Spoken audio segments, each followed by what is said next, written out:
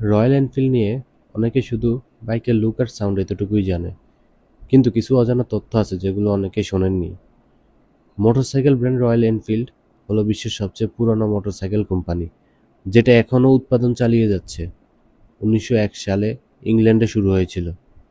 Royal Enfield আগে আসলে rifle বানাতো।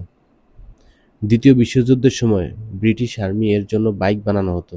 পরে ১৯৫০-এর দিকে ভারতীয় সেনার জন্য ৩৫০ সিসি বুলেট তৈরি করে। বুলেট মডেলটাই বিশ্বের সবচেয়ে দীর্ঘ সময় ধরে উৎপাদিত মোটরসাইকেল, যেটা ১৯৩২ সাল থেকে এখনো। রয়্যাল এনফিল্ডের পুরানো মডেলগুলোতে ইলেকট্রিক স্টার্ট ছিল না, শুধু কিক স্টার্ট।